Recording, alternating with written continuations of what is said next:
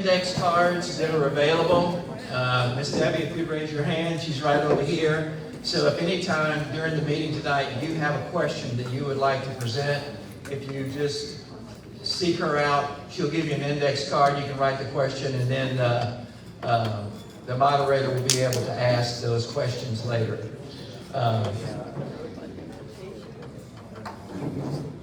Next, I'm going to ask you guys if y'all would stand. We're going to open with the prayer and the pledge.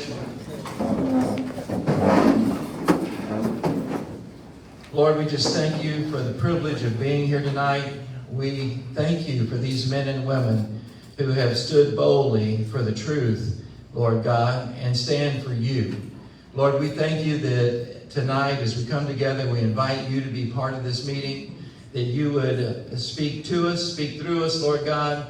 We just thank you that you continue to guide and direct our country. We thank you, Lord God, that you give us mercy instead of what we actually deserve.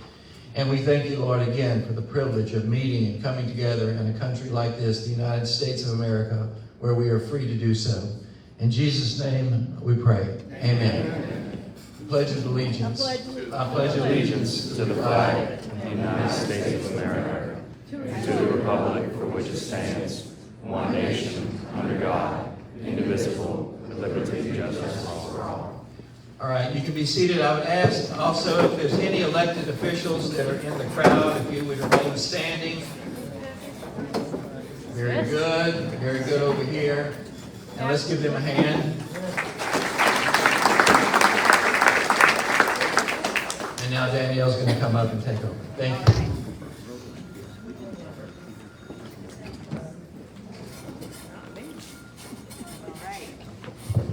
Can y'all hear me? Yes? Yes? Okay, cool. Thanks. Well, I'm Danielle Walker. It's a pleasure to be with you. I'm the secretary of the board of We the People Bayou Community, and I have a podcast with my partner Chris Alexander called The State of Freedom. If you haven't subscribed to it, if you don't listen to it yet, you're missing out, so please do that. We are so thrilled to have such great panelists with us tonight. Let me go ahead and do a couple of housekeeping items before we get into it.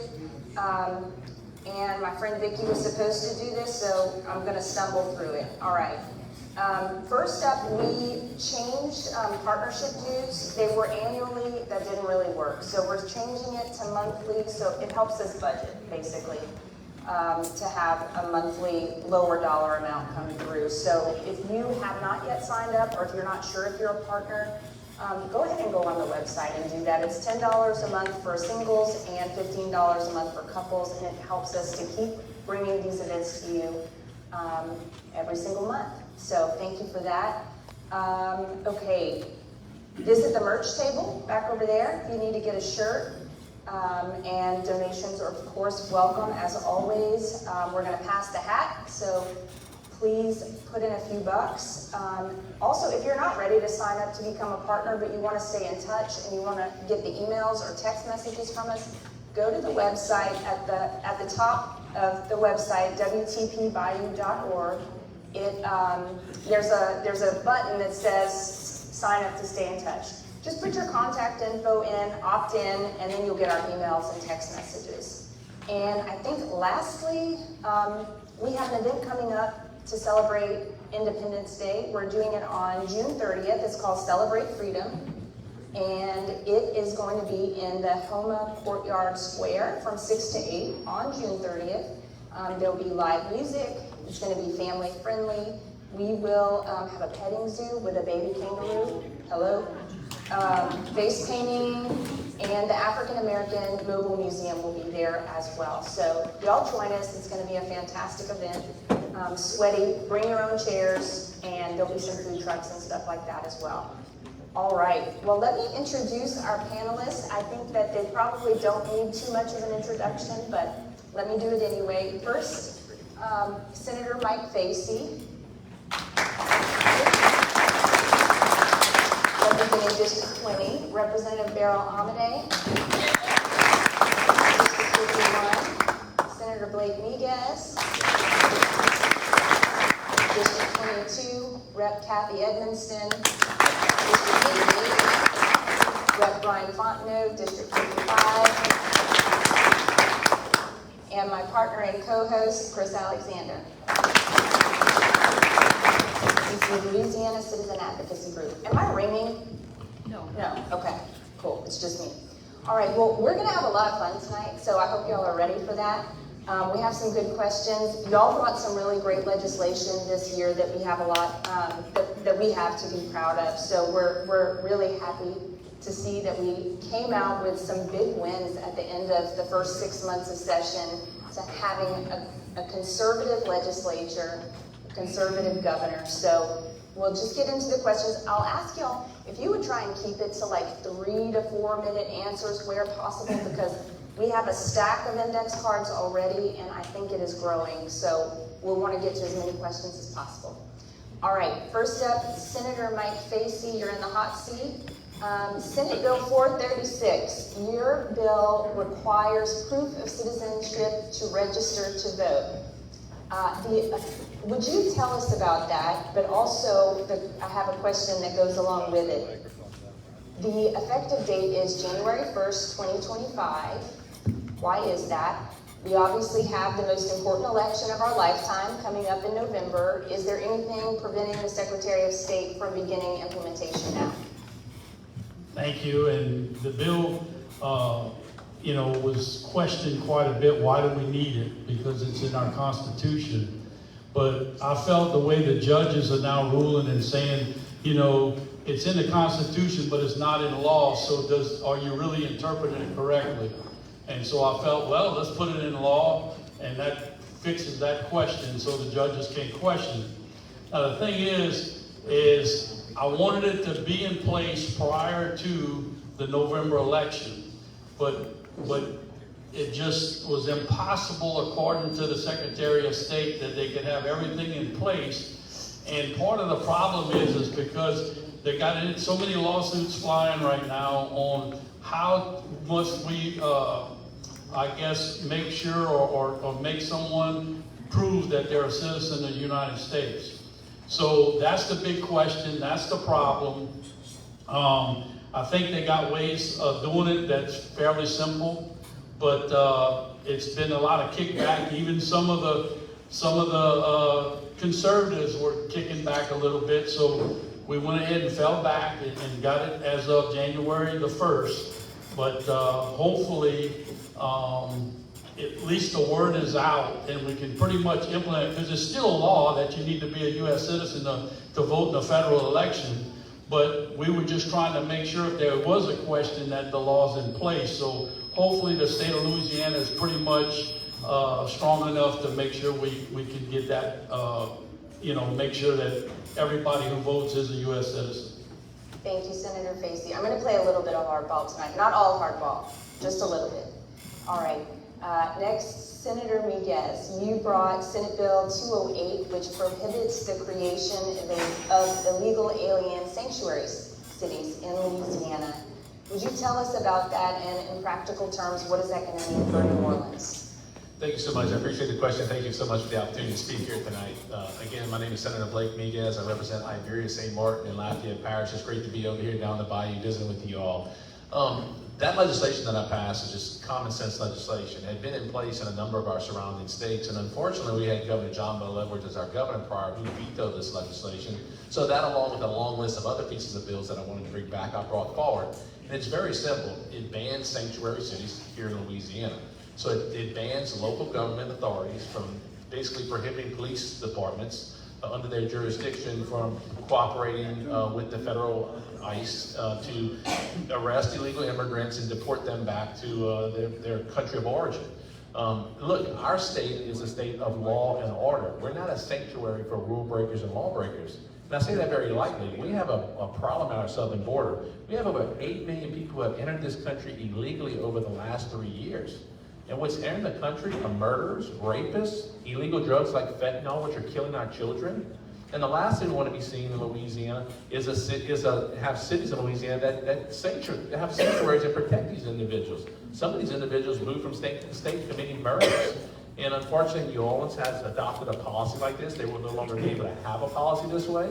And I wrote the legislation in a fashion where it's constitutional. It falls in line with their consent decree. There was a number of hostile amendments that came across every part of the process, and this bill was attacked by mainly delegation members from New Orleans, and we fended it off, and we're happy that the governor, we actually have a governor that's willing to take action. We have a governor that used to be the chief law enforcement officer of this state, a governor that's really to take bold action and put public safety first. And that's what the legislation did. And the good thing is we had a complementary piece of legislation from Senator Valerie Hodges, which went a step further, very similar to what they have in Texas, which basically put a border compact in place where we can actually start looking for illegal immigrants and working with other states to protect that border and deport them. So we're waiting to see from the U.S. Supreme Court if that one will be constitutional, but I know my law is definitely constitutional.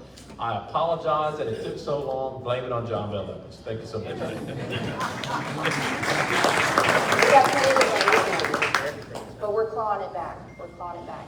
Rep. Amity, House Bill 357 is your bill that restricts central bank digital currency from being used in a commercial deposit account.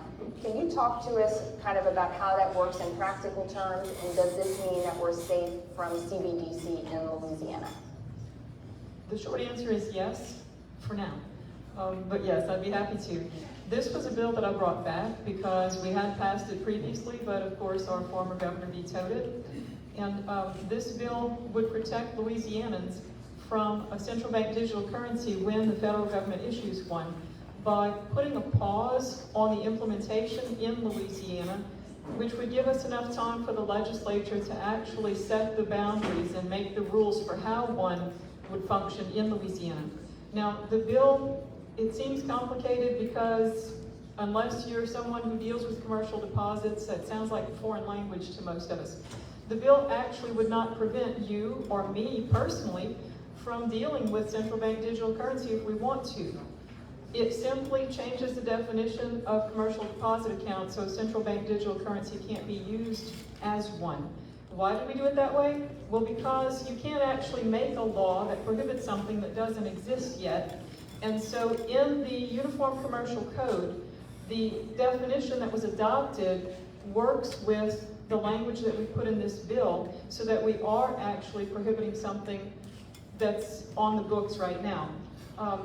By doing this, I call it a surgical strike, and it simply does provide us that window of opportunity. So yes, it would actually limit someone from using a central bank digital currency as collateral in a commercial deposit account, but that's okay.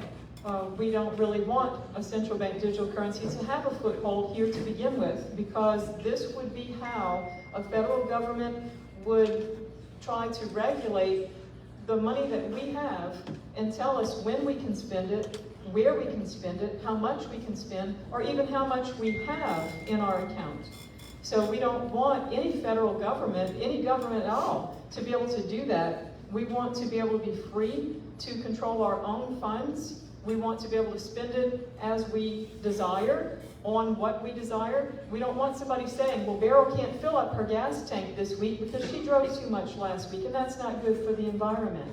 So that's the reason for the bill, and that's a little bit about how the bill works. If it seems confusing or complicated, don't worry about it. Just know that it's a placeholder, and it limits a central bank digital currency, when the federal government implements one, from being utilized in Louisiana unless and until the legislature gets to set the boundaries for how one is going to work here. Thank you. Y'all are doing a great job.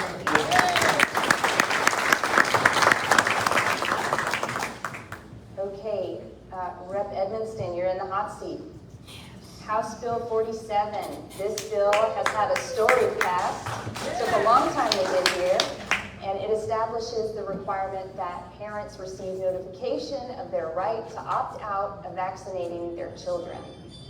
Representative Jessica Domingue put an amendment on the bill that a lot of people here and across the state were really upset by. Would you explain the bill and what the amendment would have done to it and how it got removed? I think the gentleman to your right had something to do with that. Yeah. Senator Miguez. Yeah, House Bill 47. I think it's the third time that I've brought the bill. I just told Ryan to blame everything on Governor Edwards. I mean, he vetoed it twice, and then we went into an override session and only missed the override, as y'all can remember, by Senate, I'm sorry, yeah, by 2 votes.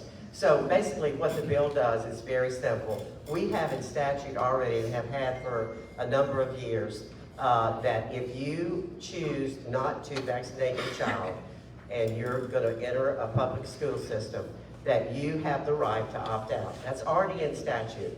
The problem is, for whatever reason, parents didn't know it.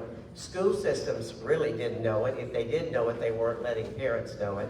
So what we felt we wanted to do 3 years ago is to just a transparency bill that says we're going to let parents know that when you send home something about the required vaccination in school, you also send home something about the fact that you have the ability to opt your child out of vaccines. That's any vaccine. And we know that there are, I might not get this right, but over 100 vaccinations for children these days. And I don't want to go into the resolutions I have, but we've got to look into what is going on with our children. As you know, I have a resolution for autism. We have so many children that are diagnosed with autism. There's something up, and we've got to figure out what it is, and we'll do that. But at any rate, that's what the bill does. And what was the second thing that you said? The amendment. Oh, the amendment. Okay, well, so this is Representative Jovang's area, isn't it? Okay. Well, I think maybe she didn't know what she, I don't know. I just know that she proposed an amendment, and what it said was, if you want to opt your child out, that's okay, but you need to see a doctor in order to do that.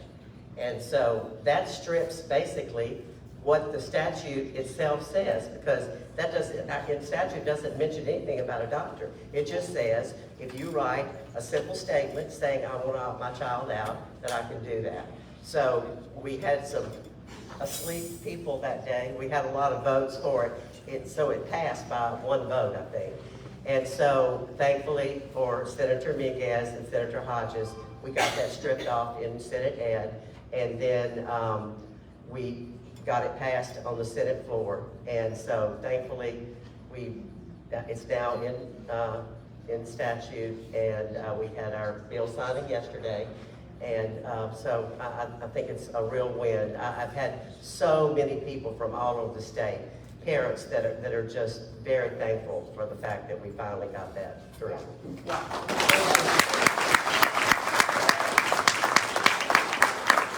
so important for parents to know their rights.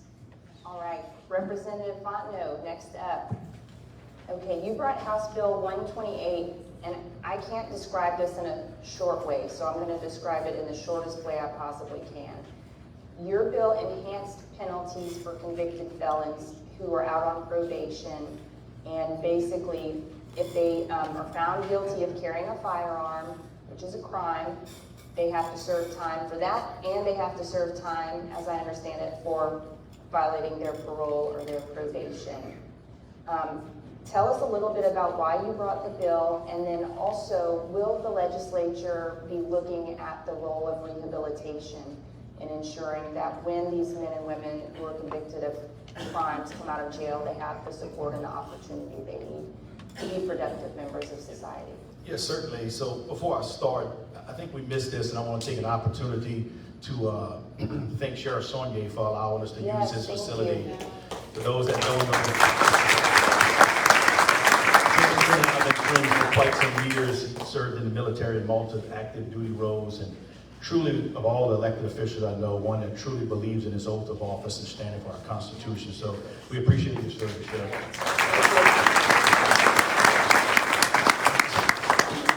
Just in short, in the civics lesson, in the 3 branches of government, so often the legislative body gets wrapped in to trying to curtail the role of the judicial system. So to walk you down the path to how we get there, I got to take you to where many of these bills have originated, and that's in the city of New Orleans. Someone commits a crime, and that crime prohibits them from possessing a firearm after they are convicted. But the conviction, the judge only sends them to probation. So they didn't have to go to jail, but they were on probation, or they could be on parole. And the crime says you cannot possess a gun. While out on probation or parole, and I want you to know, we just gave them a favor. We told them they didn't have to go to jail. While out on parole, they commit another offense and they have a gun. They've illegally possessed a firearm. The issue we had in the city of New Orleans is the judge on the second charge, once they've been out on probation or parole, he would run their sentence concurrent. So if all they had to do was serve 5 years on the first term, they would only serve 5 years. So essentially, a convicted felon is walking around with a gun and he's committing more crimes, but he never really serves more time. So again, in the separation of the branches of government, sometimes you got to be cautious of how you tell judges what to do. But unfortunately, we have judges that can't follow the rules. So what this bill says is if you're out on probation or parole and you commit a crime with a gun, the mandatory sentence for illegal possession of a firearm by a convicted felon is 5 years. It says that that sentence has to run consecutive to whatever time you're on probation or parole. So if they're out on carjacking and they got 10 years to serve, and they commit a second crime, they have to go back and serve this 10 years, and under my new bill that the governor signed, they have to go and serve the additional 5 years for illegal possession of a firearm. Now, of all the things we've done in criminal justice, Chairman Villio brought the most important bill. In 2017, John Bel Edwards walked around this path that said, hey, Louisiana, you're the highest incarcerated state in the union. And he's right. But I want you to know, for 43 years running, we've been the highest crime. So if you believe that Sheriff Saunier is doing a good job, well, he probably should have a lot of criminals incarcerated because we have an astronomical amount of crime. John Bell takes us down this path that we don't let nonviolent offenders out. I want you to know that 40-something% of them reoffended in the first year, and several of those quote-unquote nonviolent offenders, they committed murders. But that's not what's really important. Under that, in 2017, if you were committed an armed robbery of a bank and you were sentenced to 10 years, you'd be lucky if you served 2.5 years. Today, it doesn't matter what crime you get sentenced to, domestic violence, theft of bubble gum. You got to serve 85% under new legislation that we passed under Jeff Landry. We want to hold criminals accountable for their actions. But let's go to the last question you had was about rehabilitation. As a former law enforcement professional, the first thing they tell you about the corrections is that it is rehabilitation. It's not really about incarceration, it's about rehabilitation. We invest in those dollars, and that is, in 2017, one issue that I think was somewhat successful. Every person that goes to the Department of Corrections now, whether they serve with Sheriff Saunier, anybody, they go to a re-entry program, and Tim does this here. We ensure that we try to give them a GED. We try to give them a trade. Sheriff Saunier has probably the largest work release in the state of Louisiana right here. He's got 300 plus inmates out in jobs making money to pay the way in prison so you don't have to pay them. Those are the programs that are successful, and we must continue to invest in those programs. And I've said this from 1997 when I got out of the police academy. If you incarcerate someone and you put them in prison and all they have in their pocket is $1, and 10 years later you open the gate and all he has is $1, he is absolutely going to reoffend. There is no ifs, ands, or buts about it. He is a survivalist and he has to reoffend. So the goal has to be to educate, give them a work release where they can create dollars and have money when they get out, and then follow them for some time to ensure they get a job and they become acclimated to society. But that's where it stops for me. When you reoffend, you got to go back and serve your time. And that's basically what the bill was, to ensure they serve their time. So, Thank you.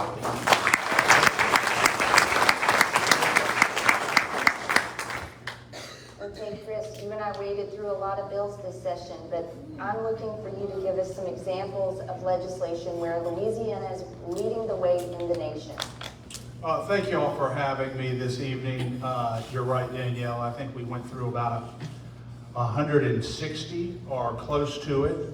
Very critical items of legislation that went down this past session. And I think that we got a lot of good things done. My group is Louisiana Citizen Advocacy Group, and I'm going to be quite frank. I am not an elected official, but we keep our eyes on elected officials in the legislature to make sure that the way they vote in the legislature, what they support and what they oppose, is consistent with the principles on which they ran for office. And that is critically important because there are times, and I'm fortunate to say that that's not true of anyone with whom I'm sitting at this table up here, because these individuals are all staunch constitutionalists, staunch conservatives. I can tell you I have not agreed with every vote. Any of them, well, couple of them, I've agreed with everything they've done. A couple of them I agree with most of what they've done. But the fact of the matter is, we keep a very close eye on them. The votes made in committee on critically important issues, the votes made on the floor, and we record those votes, publicize those votes, so that constituents can make their own decisions about whether or not they're being properly served by their elected officials. So that's what we do, and that's what we've enjoyed doing. You asked me if we had had passed some things this session that were very, very instrumental and sort of cutting edge throughout the nation. The first thing that comes to mind is SB 133, which is Senator Thomas Presley's legislation. Hugely important piece of legislation that Presley navigated. He's from my neck of the woods up in Shreveport. Navigated this legislation brilliantly through the legislature, and it simply prohibits, from this point forward, the World Health Organization, the United Nations, or any other international bureaucratic health organization from dictating how this state is going to respond to an emergency health pandemic.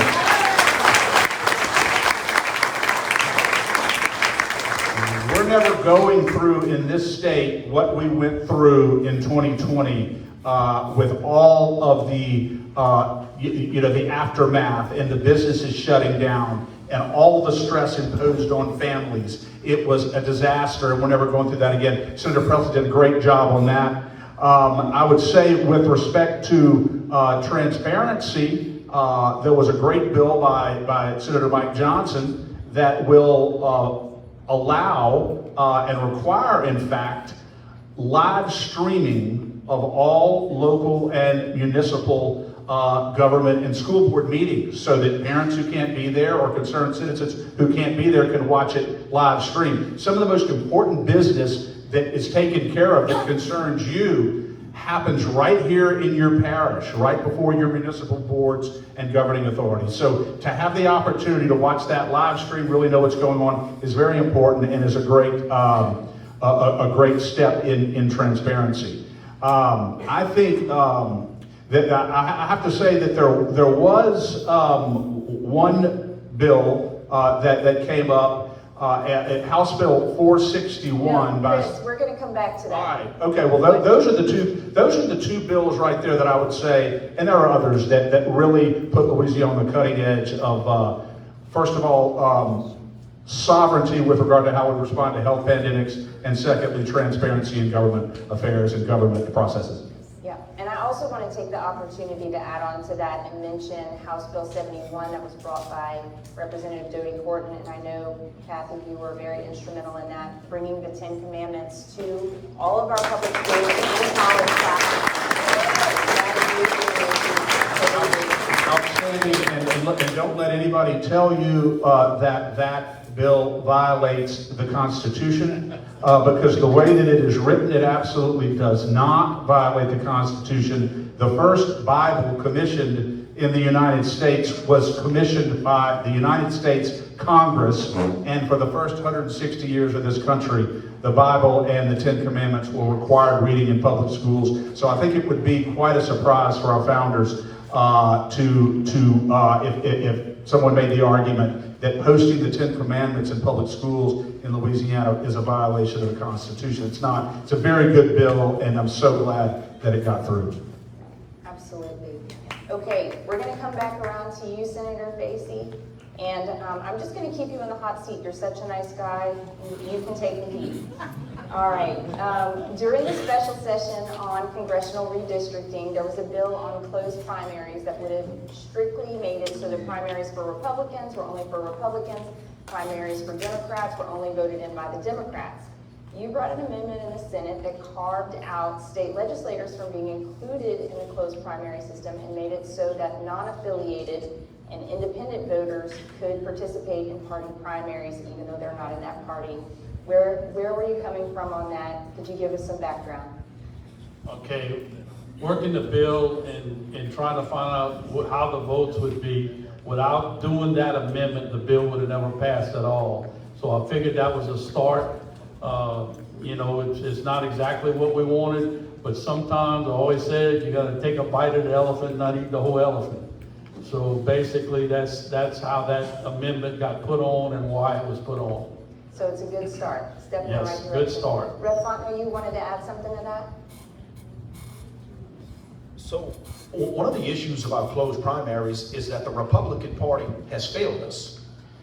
In Lafourche Parish, Lafourche was second in the number that voted for Donald Trump. They voted at 73% for Donald Trump. It's still registered 67% Democrat. Those people where I represent, in Choctaw, Bayou Buff, Kramer, they vote 100% for Donald Trump, and they registered 95% Democrat.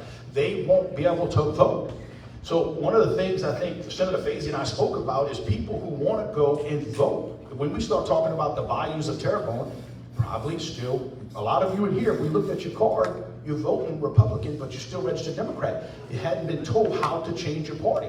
So until the Republicans start educating people and coming out in public and say, if you want to vote for President Trump, you have to change your party. So that was going to affect many of us, and some of us could have not got reelected because the people can't vote for us because they're still registered majority Democrat in Lafourche and Terrebonne Parish. Good answer. All right. Okay, next up, Senator Miguez, also a very nice guy who deserves a tough question. During the special session on crime, you brought a bill that limits liability for concealed carriers who use their firearm legally in self-defense, essentially shielding them from civil lawsuits. But it only applies to permitted concealed carriers. Why is that, and will you bring the fix next session so there's equal treatment under the law for constitutional concealed carriers, which you led the way on, and permitted concealed carriers? Thank you so much. So as you mentioned, we had a special crime session, and I brought, I think, a landmark piece of legislation called constitutional carry that allows citizens who are adults and law-abiding in Louisiana to carry a firearm for self-defense purposes for themselves and their family in line with our Second Amendment constitutional rights without needing any government permission. And it's just the same restrictions and rules that apply with concealed carry permit holders. So this bill had been something we had been trying to work on for a number of years. Unfortunately, again, Governor John Bel Edwards had vetoed the legislation.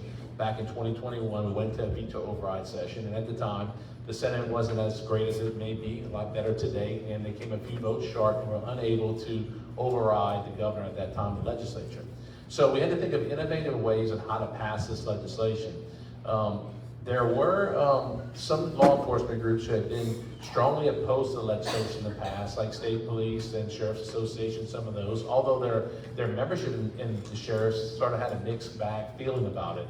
We worked really hard to educate law enforcement community and to educate stakeholders on how important this legislation was and how it helped deter crime, how it would not make their jobs more difficult, how it would actually improve and make public safety increased. So we got to a point where we were trying to work out all the different issues about the bill. One of the most important things to me was to bring one of the strongest constitutional carry bills in the entire country. That's why our constitutional carry bill was brought at 18 years old. That's why our constitutional carry bill was brought without any type of extra requirements like training. Although I'm in the firearm industry, I'm a former world champion pistol shooter. I was on a reality TV show that dealt with firearms. Guns have been a part of my life, my entire life. I am a strong advocate of gun education and gun safety, but you can't put hurdles and requirements on constitutional rights, right? But we also encourage individuals to get training, like the Louisiana Firearm Safety Awareness Act, which we have on State Police's website, to get that training.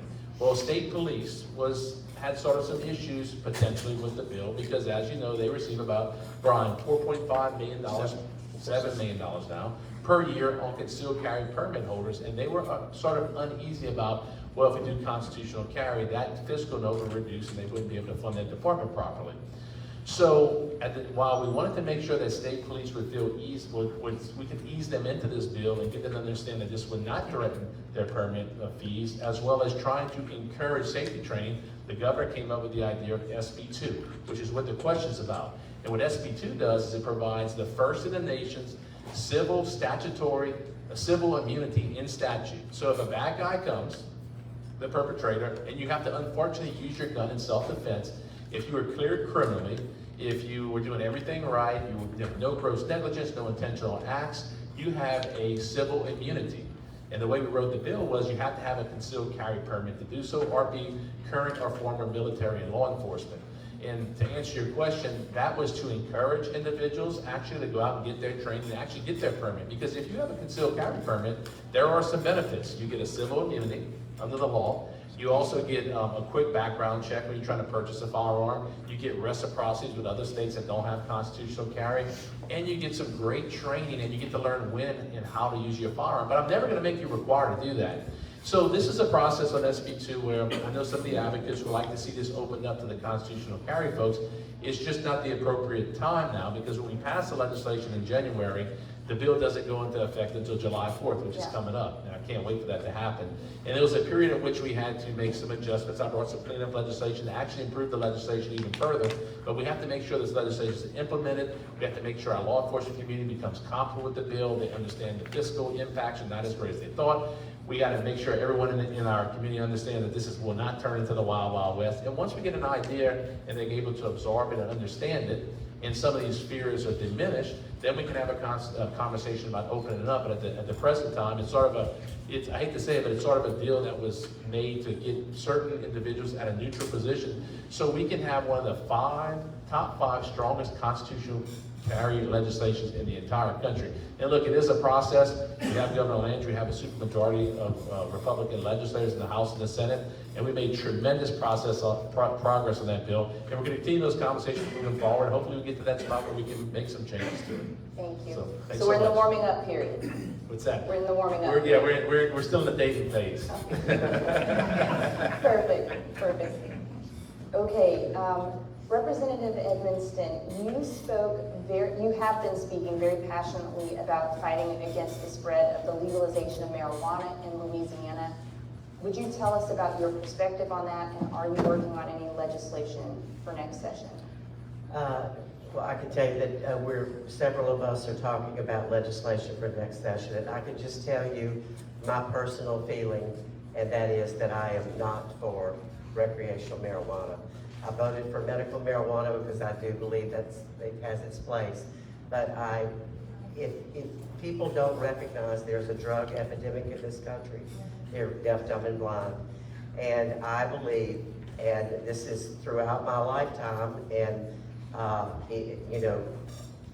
way back when, I smoked marijuana, and I know that it is a pathway to other drugs.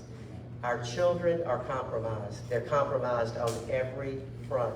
And I just do not believe that we need to entertain that now. I believe that we have a will of some people in the legislature, and I'm not saying that it won't happen, but it won't be with my vote.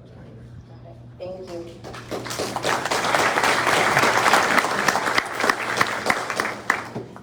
Okay, Representative Amade, you brought House Bill 866 this session. It would have prevented any entity, private or government, from discriminating against someone based on their personal medical decisions. This bill failed on the House floor. Would you talk about what the bill would have done, and will you bring it back next year? Sure, I am happy to talk about that one. I would like to bring it back next year. We'll work on wording based on some of the arguments that were so difficult to overcome this year. I thought we had made it pretty clear, but apparently people didn't agree, and that's why it didn't have enough votes to pass. The bill would protect people in their medical decisions. It would say that employers couldn't mandate that you have certain vaccines or certain medical procedures. I'm trying to remember if it's been a few weeks. If this was the bill that also allowed for someone to sue if they were required to have a procedure or an immunization. It was the bill, okay. So if you have a job and your employer requires you to, let's say, have a COVID shot, although the bill was not specific to COVID, and you were injured by that, you would be able to sue your employer for having mandated that. And this was why entities like LABI, the Louisiana Association of Business and Industry, fought so hard against the bill, because anytime you put into a bill something that would allow a person to sue their employer, LABI goes nuts. I've spoken with them on this bill and on others over the past few years about their position, because I've told them that I'm all for business. I'm a business owner, I have employees. I am pleased to pass legislation that helps businesses. My special focus is small business, because small business is like the backbone of the economy. But when it comes to your personal body, I tell people, you only get one body and you have to live in it all your life. No one should be able to dictate to you what you must inject into your body, or any medical procedure, or any drug. No one should be able to require that. Not your employer, not your school, not your government, no one. It's your body. So this was the basis of that legislation. This is the passion that drives me to carry bills like this, because I really believe, and I will not move off of that. That is a foundational principle. Some people call it bodily autonomy, and that's great. Whenever I start using words like bodily autonomy, suddenly I get phone calls and emails from people who say, hey, that's great, we support your bill, because they think that it also applies to abortion. But I'm hoping that the act of the Supreme Court last year took care of those arguments. I don't believe that you have the right to murder someone else. And so when a woman is carrying a baby, that baby is not her right. So don't be afraid if you hear that Beryl Amade is carrying a bill about bodily autonomy, that Beryl wants women or anyone to be able to do whatever they please with their own body. Remember that Beryl knows that a baby is a separate person, and that baby has its own body too, and I'm all for protecting that baby's rights too.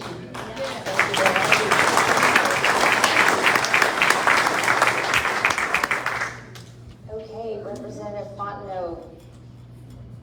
Maybe another tough one. Okay, in the House Criminal Justice Committee, you voted for Representative Mandy Landry's bill that would have significantly restricted the right to carry a firearm near parade routes and any permitted event, which would have included festivals and protests. It would have only allowed permitted concealed carriers to carry in those areas lawfully. What was your reasoning for that? Because I know that you are pro-constitutional carry. Yeah, so like Senator Miguez, I brought this constitutional carry bill for us the last 3 years, but under the current law, if you have a concealed carry permit right now, you cannot carry at a parade. It's in the law. So all Representative Mandy Landry's bill was doing, she went further than that though. She said if you're constitutionally carrying, you can't carry within 1,000 feet of the parade. That bill was amended. And while we were in committee, I took my phone and we went to Canal Street in New Orleans, where the trolley passes, and we measured on my phone the width of the street. It's only 50 feet wide both ways. So we amended the bill to say you couldn't carry a firearm constitutionally within 100 feet of where the parade passes. Now I say that because unlike probably every other person besides Bacala and Wiley, I've had to work Mardi Gras. And if you ever had to be there, and you're there with thousands and thousands and thousands of people, yes, I'm not worried about good guys with guns. I'm not. What I'm worried about is, as a police officer, I can't even hear my radio. It's screaming in my ear, trying to tell me something, and one of you step out with a pistol, you're gonna die. The police officer that has no time, you can't hear to react. So there has to be a delicate balance, and I said this, this session. Sheriff Saunier said this. He was asked several years ago about the constitutional carry bill, and the sheriffs were opposed, right? Many were opposed, but Tim said, when I raised my right hand to uphold the laws and the constitutions of this state and this country, I couldn't pick and choose which ones I wanted. The Second Amendment is very clear. The right shall not be infringed. But in some instances, common sense has to prevail. Same thing like Senator Miguez's bill about civil immunity. The goal was to push people to get that training, so if they use deadly force, they don't lose their house, they don't get sued. Whether they win or not, they're gonna face hundreds and hundreds of thousands of dollars of civil actions that they have to pay for. Under his amendment, if you take the class, you get that immunity. So it was a two-part. One, the original bill was completely altered. It was strictly for parades. It was strictly 50 feet from the center line of the road, and it matched with the people who currently have a constitutional permit, a carry permit. It was matching that for those people who were carrying. And in that instance, I stood with the law enforcement officers on that. All right, well, thanks for taking the hot seat on that one. All right, Chris, Louisiana has a long track record of difficulty with transparency and accountability in government. You alluded to that a little bit ago. Are we making any progress when it comes to transparency? I think we are making marginal progress when it comes to transparency, but not enough.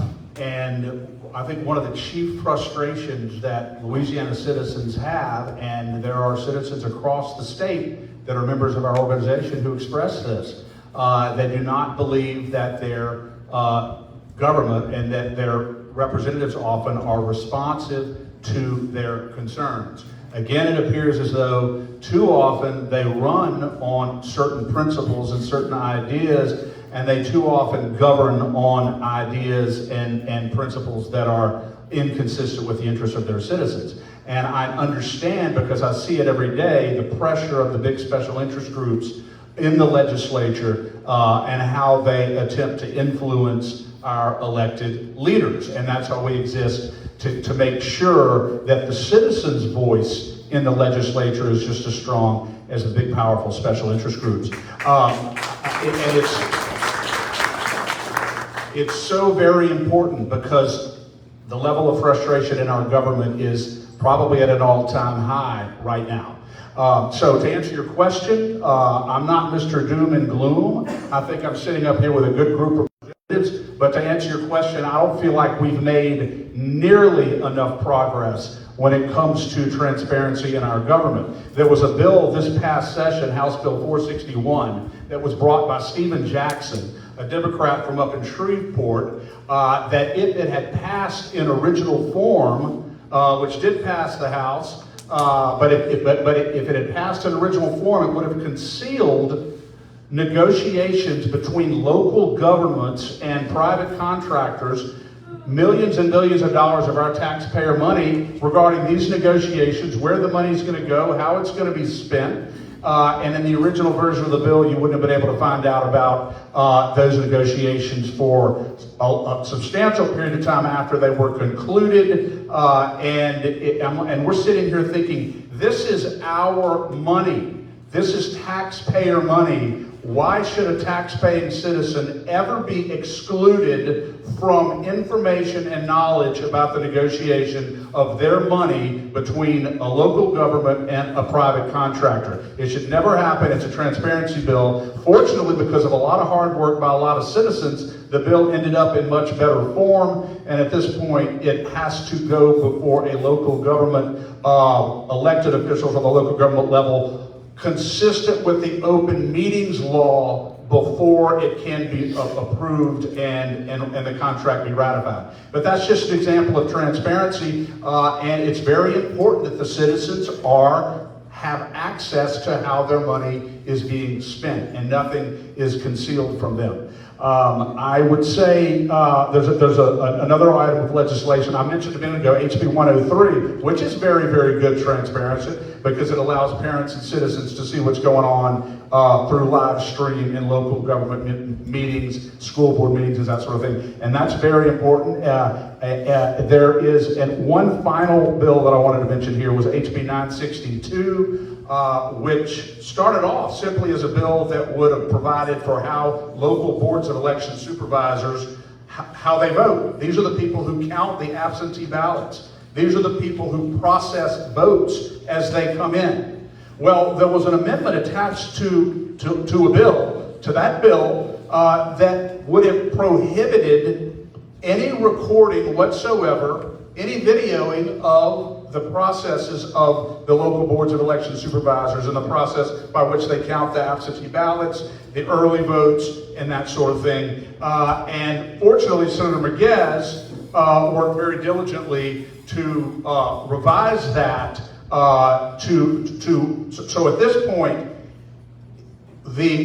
what's authorized is to have a camera in the rooms where the local boards of election supervisors meet that can record, that can document what they're doing and how they're doing it there. But as far as citizens being able to go in with a video camera and all that, they can't do it. But Senator Miguez did a very good job. So there will be transparency there. I simply believe that we have a lot of work to do nonetheless in order to make our citizens completely satisfied that their government is being completely open with them about what they're doing and completely transparent. And that's why we exist, and that's why we're there.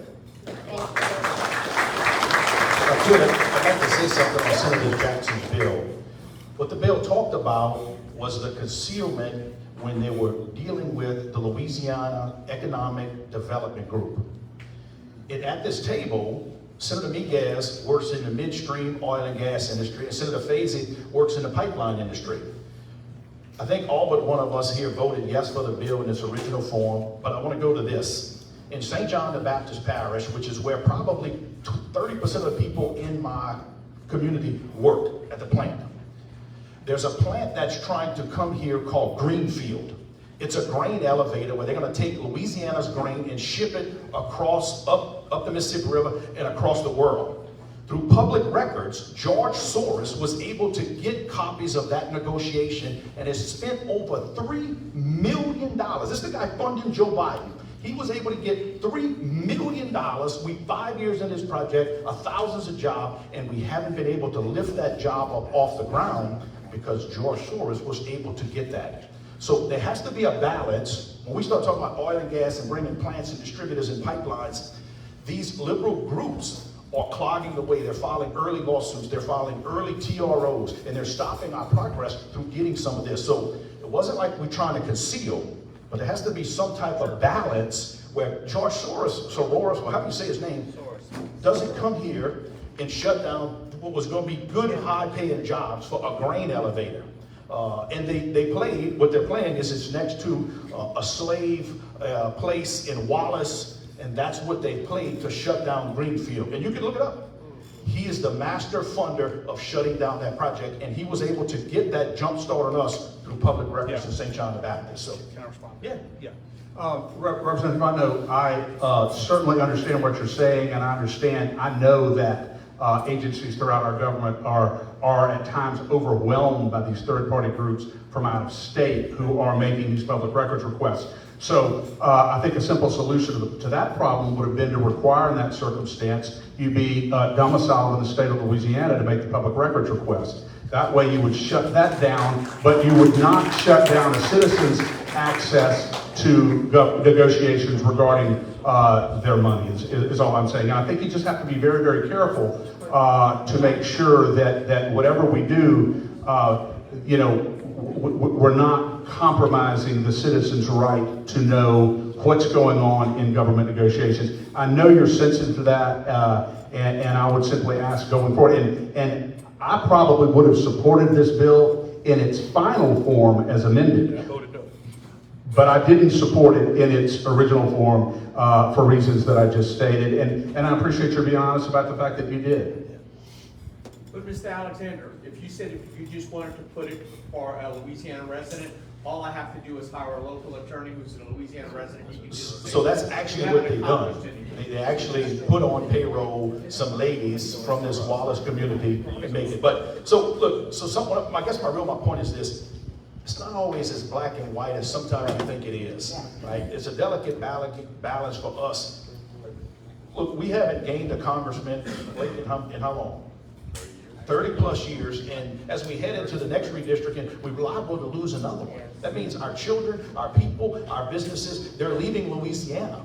And if we continue to allow radicals who are against oil and gas, right? They're against the Mississippi River, they're against our natural resources to beat us, we could close up shop. Before we long, we're going to have 2 congressmen. So it's a tough balance for us, and I agree with Chris. You gotta be domiciled here, but the gentleman's right. What they did is hire someone, they got the records, and the owner, actually know the owner from California. He's a Tulane graduate. He's probably spent somewhere to 10 or 12 million dollars trying to fight this to bring jobs to Louisiana. I just think we have to be very, very careful, and I know you're sensitive to this, when it comes to denying Louisiana citizens access to how their money is being spent. I know you understand that, and that's the point I'm trying to make. All right, well, we're gonna move on because I have a half-inch thick stack of index cards that we need to get to. So we're gonna try and get through as many of these as humanly possible. So try and keep it tight. Y'all are doing a great job. All right, first one is, how does a citizen, and this is for anybody who wants to answer, how does a citizen request a bill to address a certain issue? What was the question again? How does a citizen request a bill be created to address a certain issue that concerns them? Well, I would say that they would need to talk to their representative, their senator. That's kind of how my vaccine bill started.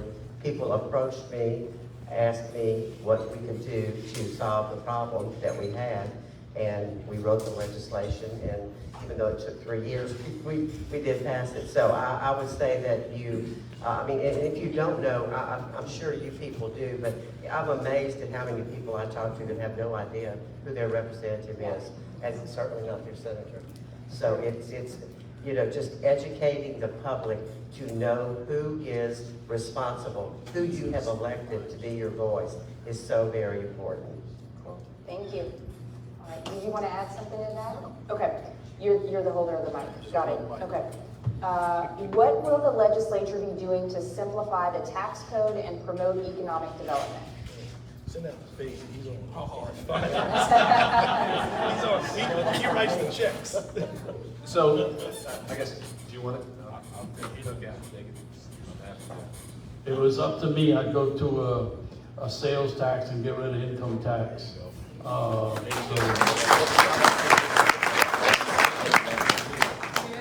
I guess they've been hearing me say that. So anyway, I think the fairest way to do it is because you have a lot of different transactions or different ways. And for us just to worry about on who's having income tax, a lot of people work for cash, in different ways. And that if everybody pays just raise the sales tax to make up the difference, everybody's paying an equal share. The people who make more money are gonna pay more tax, and it would work so much smoother. So that would be my fix. Thank you.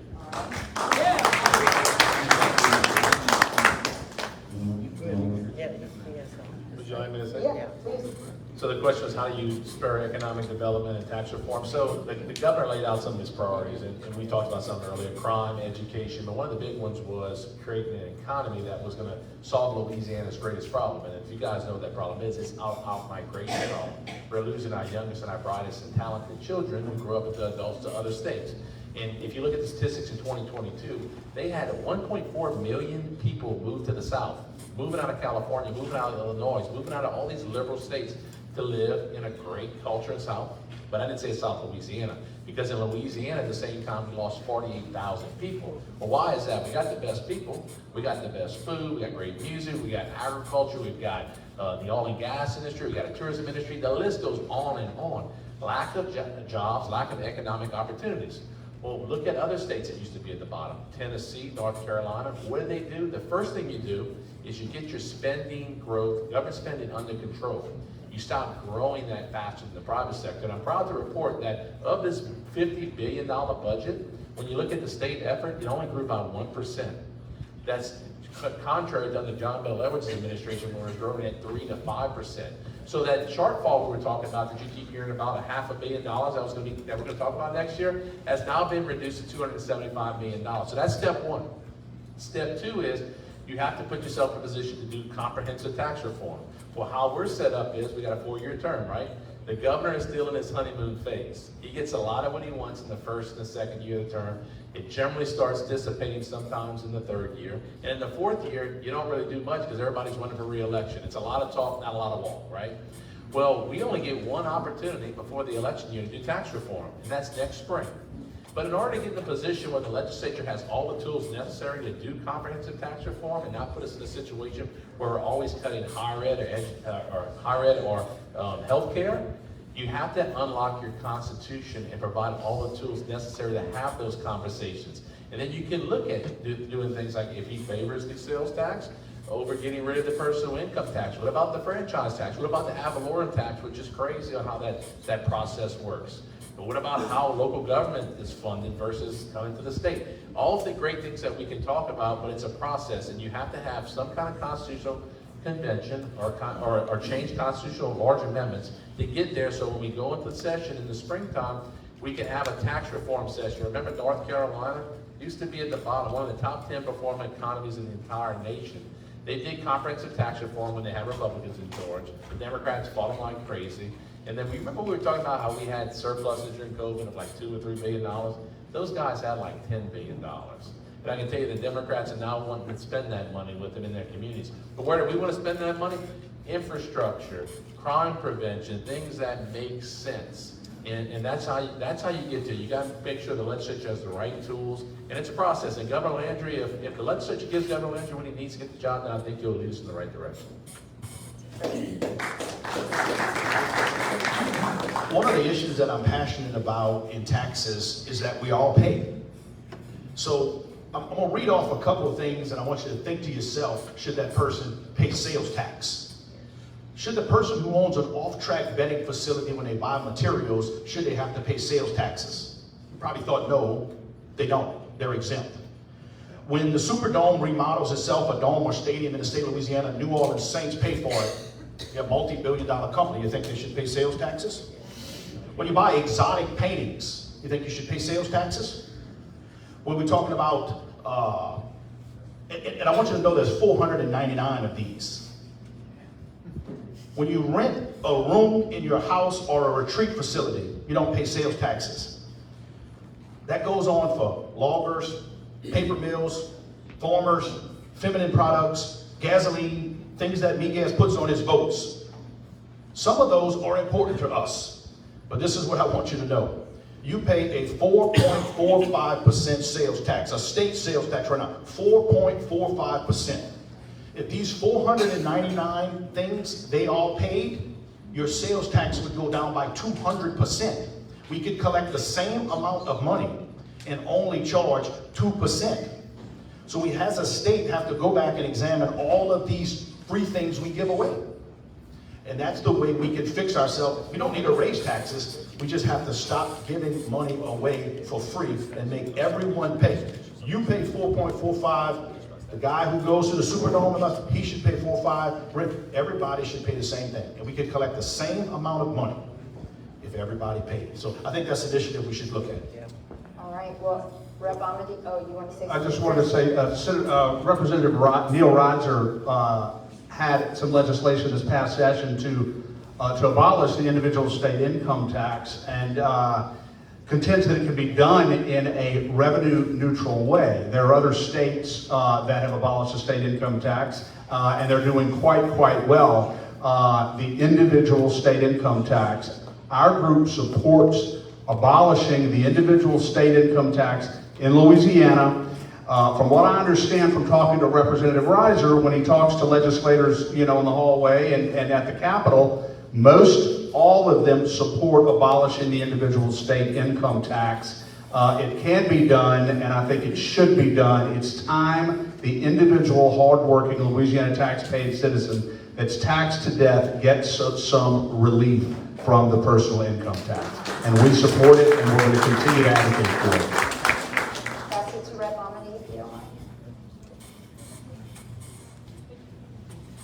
I know that there are other questions, so I don't want to take long on this, and I agree with what my colleagues and all have said up here, but I just wanted to point something out that wasn't touched on. Two things, actually.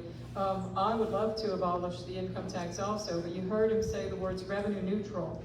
Revenue neutral is what it would take to get enough votes for it to pass the legislature. Revenue neutral means if we're going to take away the state income tax, we're going to have to raise taxes somewhere else to keep government funded at the same level. Revenue neutral means the state doesn't lose any revenue. That's nice, because you'll benefit from having no income tax, but you're going to pay it somewhere else as long as it's revenue neutral. So one of the things that we really need to also push for is this: smaller government, smaller government. As long as we're paying for everything. We heard a lot over the last 2 terms under Governor Edwards. If you remember, in 2016, when Governor Edwards came in and I came in and some of my colleagues came in, we were facing a $2 billion shortfall. And over the course of Governor Edwards' term, he fixed that shortfall. We weren't in a negative condition anymore. And he's going to take a lot of the credit for that, and he's going to say that we did some great things.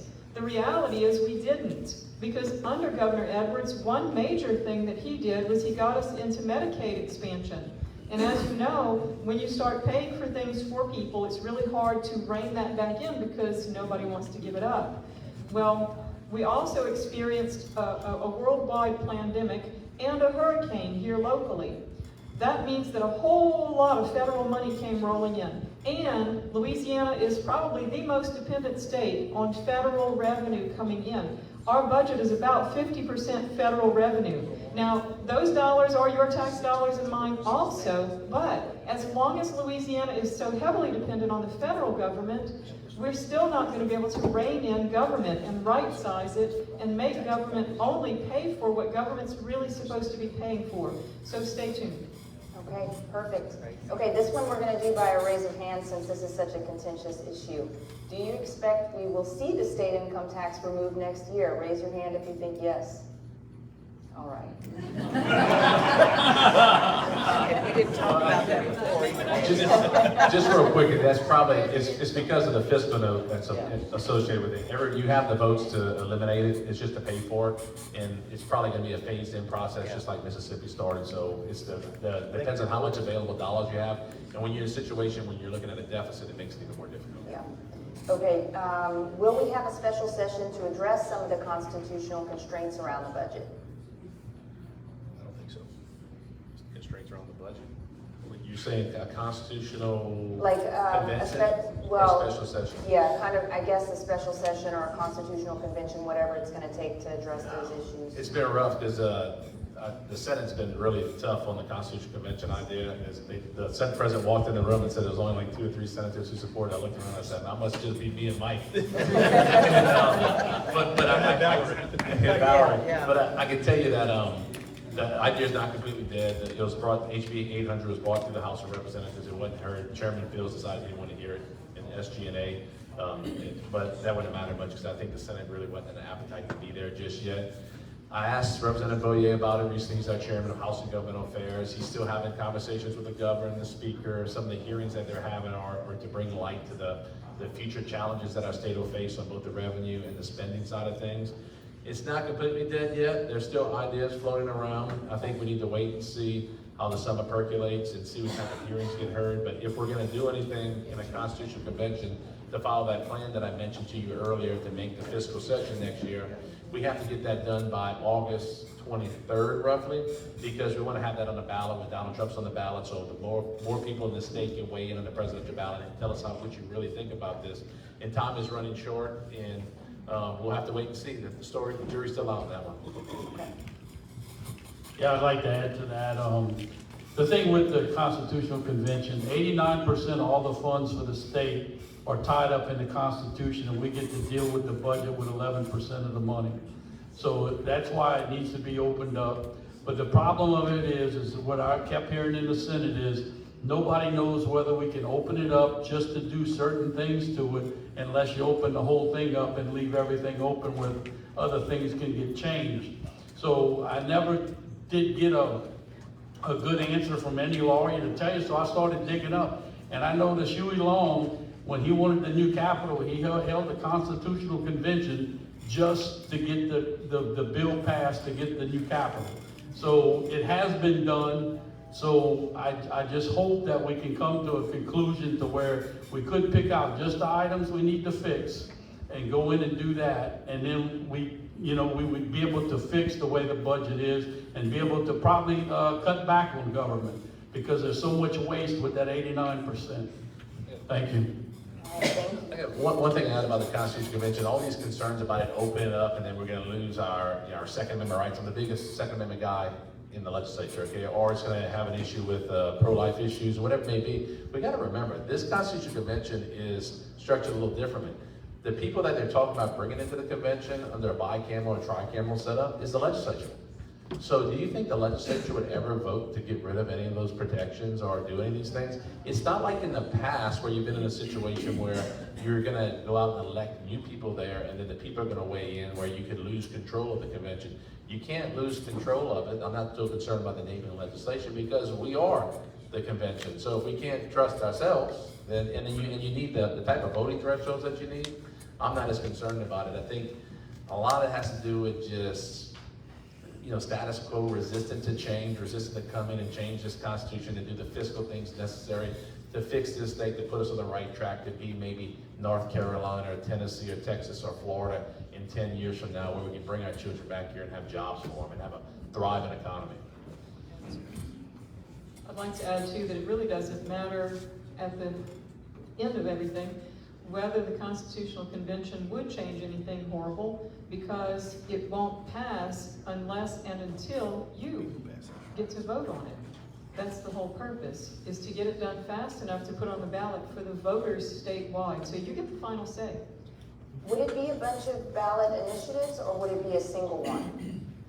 It depends. If you held a special session that dealt with constitutional amendments, then you could take them with ballot initiatives. You determine the whole convention, they'd be a single instrument. It just depends on how they want to do it. But remember, Barrow brings up a great point. It's a vote of the people, but I can tell you that if the voting thresholds of where they are and how conservative this legislature is, and the fact that the folks that are doing the enabling legislation are also the people that are writing the Constitution, and then the governor gets his 28 people to protect his powers, it's either it's going to get done the right way or nothing's going to get done at all. Yeah. Okay. Okay, here's a question from Facebook Live. How does the money follow the child with the new ESA? The ESA bill that just passed and the governor just signed yesterday, the money would follow the child by the parent applying, and assuming that the student is eligible, the parent would be able to utilize the funds by spending that money with authorized service providers. So if the parent felt that their child needed, let's say, an algebra tutor, then the money would go to the algebra tutor. If the parent felt the child needed to enroll in a private school, then the money would go to the private school in the form of tuition. Okay, thank you. Okay, actually, hold on to the mic. This one is a question for you. Rep. Amade, you have made much effort to protect and promote the French language in Louisiana. What measures are you looking to take in the future to continue preserving our heritage? Merci beaucoup for that question.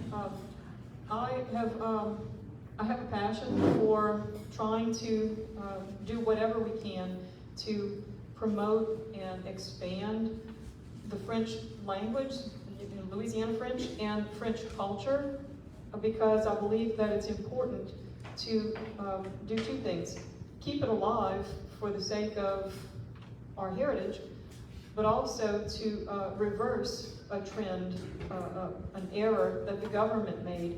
My grandparents, who were from Thibodeau, their first language was French. My great-grandparents spoke no English at all. But when my grandparents went to public school as children, they were actually physically punished if they spoke a word of French on the school grounds. That is the main reason that the French language in Louisiana had almost completely disappeared. And I have seen a lot of effort in San Ramiguez's area to promote and keep this alive, and there are now 2 generations of young people who are learning the French language, just history, crafts, and music and the culture. And I think we've all done a pretty good job keeping the food alive, but I haven't personally seen that same level of effort in my house district. I haven't seen that same level of excitement and effort in Terrebonne and Lafourche specifically. And so that's what drives me to try and bring that here, because we have Cajun people all over the state, but predominantly in the southern half of the state, and I don't want to see just Lafayette and Breaux Bridge get all the fun. We have Cajuns here in Thibodaux and Houma and down the bayous, and I want to be sure that all of our heritage is promoted and kept alive. It's not just personal, it's not just my heritage and a lot of yours. I believe that this is something that makes Louisiana unique among states. This is good for our economy. This is good because it promotes tourism. I mean, there's all kinds of benefits. I think it's like the low-hanging fruit in Louisiana that people in charge haven't caught on to yet. People come to Louisiana for our food, our music, and all this. So why not promote it? Why not help to keep it alive? Because once it's gone, and I don't think you're going to be able to revive it. So that's my passion. So what am I going to do? Well, let's see. One of the bills that I carried this year was to improve the process by which parents can request foreign language immersion programs in their school districts. I think it still needs to be improved. The bill did not survive this session, but I believe that it woke up certain people and brought them to the table. So I think we can see that bill again. I don't know for sure if it'll be next year because we'll be in a limited session. And if it doesn't come back next year, then certainly the year after. I think that's important. And whatever else I can do. I'm personally, even at my age, trying to learn more of the language. My grandparents are gone. I can't speak with them now. But I have a younger sister who is a Louisiana French specialist. She has a doctorate in this. And she works over in your district, Senator Miguez, at a tourism place that promotes Cajun culture and heritage and history. And I would like to be sure that our state tourism department doesn't forget about those kinds of tourist sites. So that's another thing that I'll personally be working on. I'll be bugging Billy Nungesser and saying, hey, have you ever toured this facility? Come see. I bet he will. I'm going to see if I can bring Senator Miguez and his whole family too. Perfect. Thank you. All right, next one is for Senator Facey. Can you talk about your seafood safety bill? What will it mean for local industry? Okay, is SB 62. The governor signed it Tuesday. What it does is basically we take domestic seafood and imported seafood and separate it on the way you're going to do testing. A lot of us don't pay attention to all the imported seafood that's really ruined our seafood industry here in Louisiana. We're buying imported seafood and putting our shrimpers down. Probably you're paying a fifth of what you used to pay for 10 years ago for the shrimp. And the poisons that's in the imported seafood with antibiotics and everything else that's in it, they're raising a lot of the crawfish in the shrimp and sewer ponds. And they're shipping it here to the United States, and our federal government is failing us here again. In Europe, they test 50% of all imported seafood. Do you have a guess of what the U.S. tests? Less than 1%. So guess what? If you had a business plan, where would you send all of the trash? You would send it to the one that only tests less than 1%. And they know if they throw 1% out, they're still making plenty of money, and that's what's putting our seafood industry out of business in Louisiana. So my bill separates the two. It creates a fund to put money into a fund, and I've got with Billy Nungesser, and we've worked hard on putting this program together because it was hard fighting all the, I guess, the lobbyists from the restaurant suppliers because they said, well, what are we going to supply to the restaurants? I said, well, my thing is you rather, supply inferior seafood or nothing at all, So I'm sure that our domestic seafood operators build their business back. Most of your shrimpers only have one shrimp boat now instead of 5 or 6.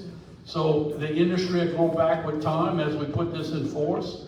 And the biggest important thing of it all is I had Billy promise me that he's going to start advertising that Louisiana will have the safest seafood in the nation since the U.S. government's failing us.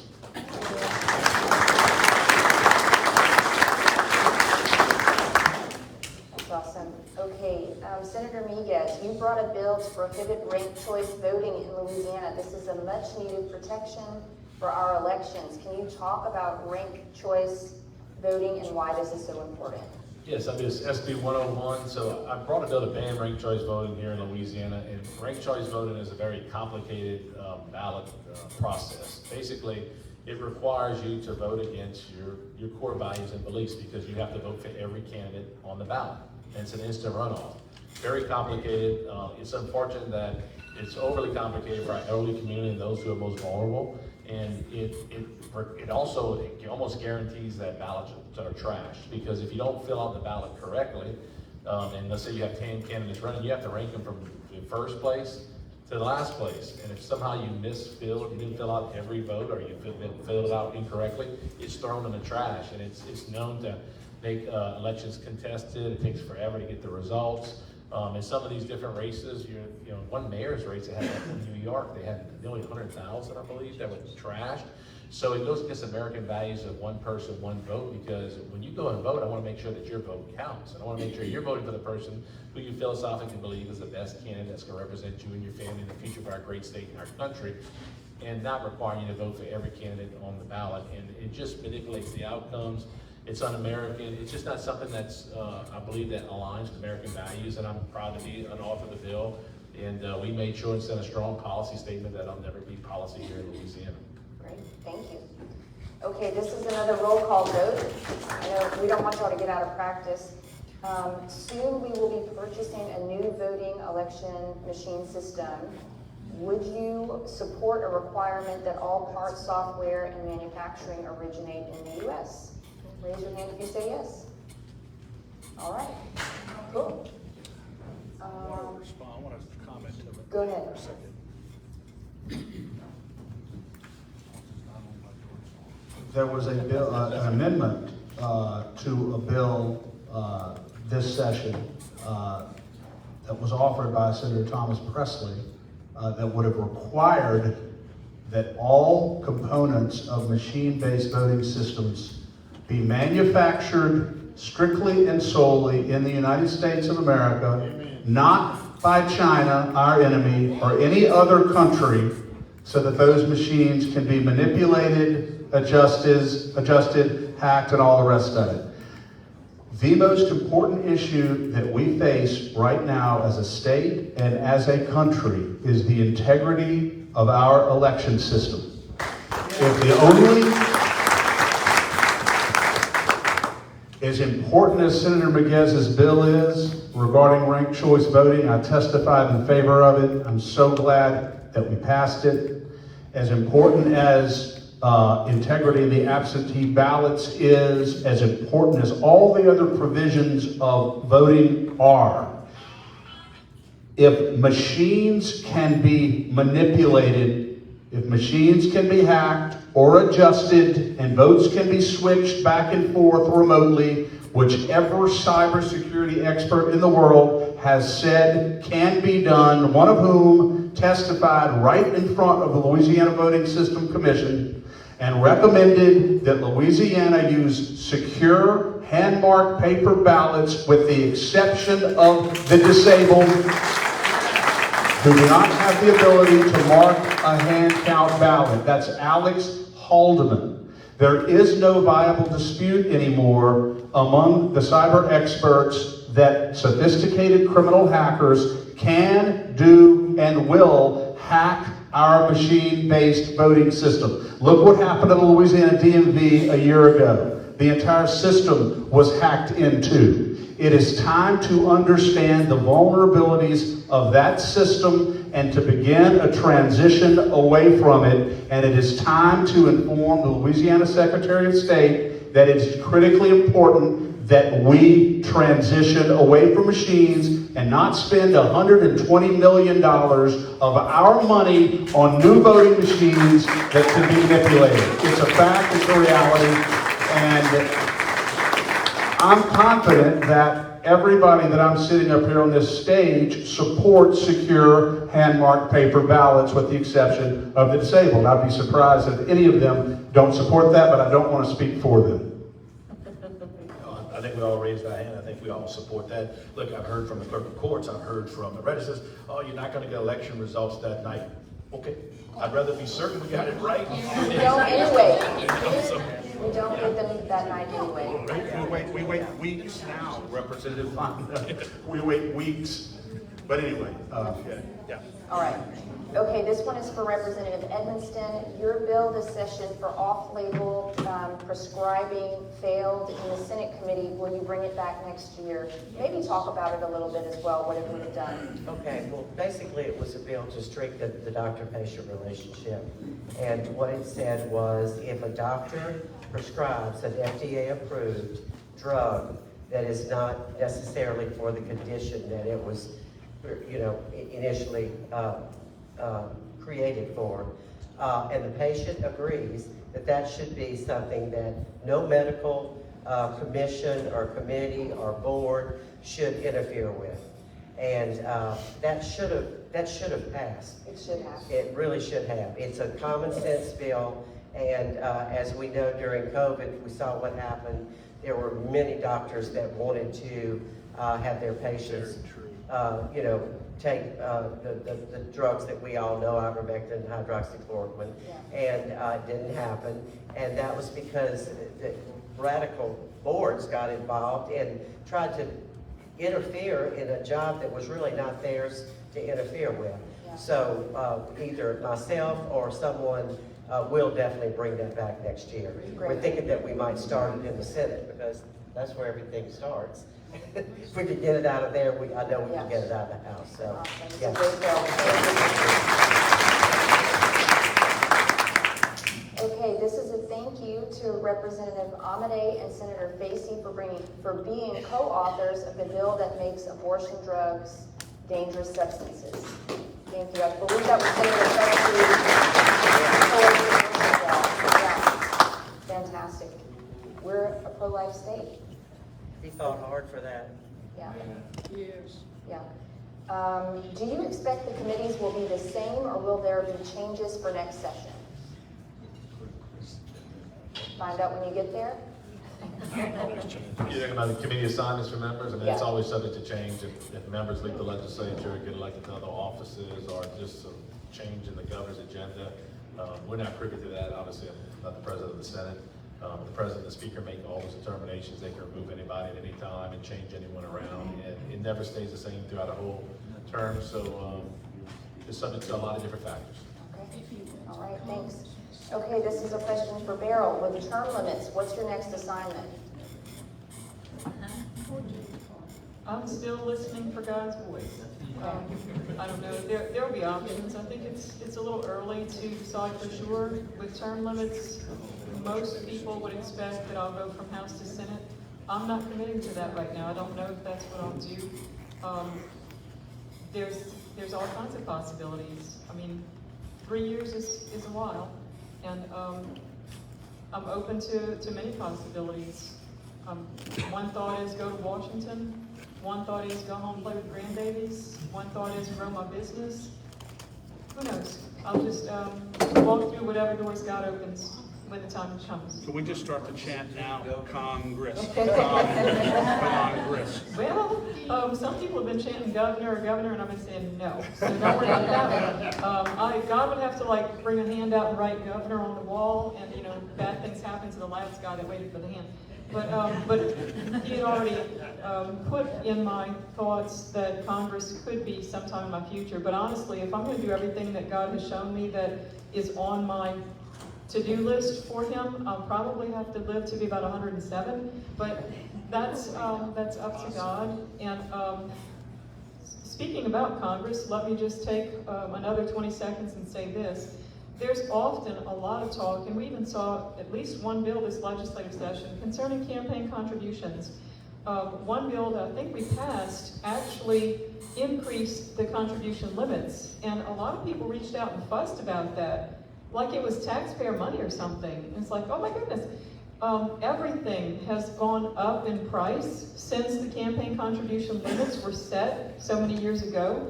TV airtime, print mailers, all these things have gone up in price.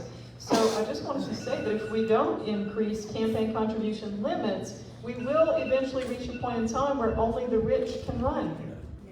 And then alongside that concept is this. I hear a lot, especially from grassroots, about people who are in elected office who take a lot of money, campaign contributions from special interest groups.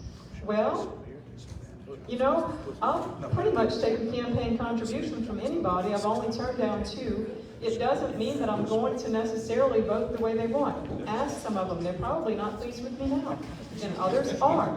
But here's the deal. Most of the people who complain about people like us receiving campaign contributions from lobbying groups or special interest groups are also people who have not made campaign contributions. So I'm saying all that to say this.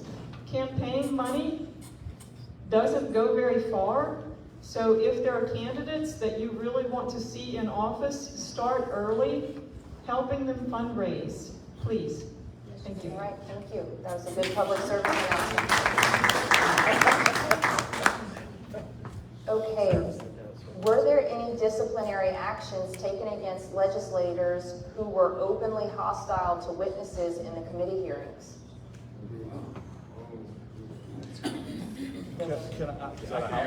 Well, I could just shed some bad, it didn't happen on your side. I think that what the able questioner is alluding to is a bill, House Bill 777. It was brought by Representative Kelly Hennessy Dickerson, and the bill simply would have severed Louisiana's financial relationship with the American Library Association, which is a notoriously left-leaning Marxist organization whose founder believes in certain things that would absolutely shock you, including providing children with, to put it quite euphemistically, quite inappropriate material in public school libraries throughout the state. So Representative Hennessy's bill simply would have severed Louisiana's relationship with that organization. I would bet that 90% of Louisiana citizens would be 100% on board with that, without question, not subject to local decision making, but subject to state law, that we are not going to be providing taxpayer money to this organization anymore. Well, it went before the House Parochial and Municipal Affairs Committee, and it was a complete fiasco in that committee room, despite, quite frankly, the efforts of the gentleman sitting to my right, who tried to facilitate some kind of control in the room there. But the way the Representative Hennessy was treated by the Democrat members of that committee was atrocious. There was a hot mic moment where Representative Denise Marcel was caught using vile profanity in order to kill this legislation, huddled up. She didn't realize she was on a hot mic. Our able LeCag member and Great American, Nathan Koenig, who happens to be here with us. By the way, I think you need to get the Best Dressed Award in Louisiana tonight. Wrote a very scathing and informative article about what happened in that committee hearing. The question was there any disciplinary action taken against those members of the committee who acted so unprofessionally and in such an unbecoming way? And quite frankly, I have not heard that there was any disciplinary action taken against any of them, but I can assure you that if it had been a Republican acting in such a manner and we had a Democrat governor and a Democrat-controlled House, I guarantee you even a Republican speaker probably would have taken disciplinary action, like happened to Ray Garofalo a couple of years ago when he did far less and was removed from the committee. So it's unfortunate. I don't think any action was taken. These folks up here may or may not know differently, but I think it's sad if it wasn't. All right. Okay. Can you address obscenity in public school libraries? Yeah, so that was actually Representative Amedée's bill, and it came in front of the municipal committee. Let's go back to the question about committee assignments. I pray to God they take me off this municipal committee because it's so liberal. It's ridiculously horrible to be on this committee. So Representative Amedée's got a bill that talks about obscenity in books in the library. And at the time, the chairman wasn't there, and I think Representative Freiberg was in the chair, but nevertheless, they had got Amity to defer the bill. Well, then the librarians came up and all it, long story short is, we made a motion to move that bill forward. I made a motion to help get the bill out of committee so we could get it on the floor. I don't know if arresting librarians is the correct avenue, but at some point, somebody in the public school system has to be held accountable if they have vulgarity or they have obscenity in books in children's library. Now, it doesn't matter to me. I've never been 3rd grade, 5th grade, 7th grade. It should be in any grade at this point. It talks about how to identify your sex. Well, unless we let them read the 10 Commandments and send them to the Bible and talk to God, they should know what their sex is. They don't even know what the library figured out. So that's kind of how that bill made it. That was Barrow's bill. I would assume you'll see something come back about that pretty soon. Okay. I'd like to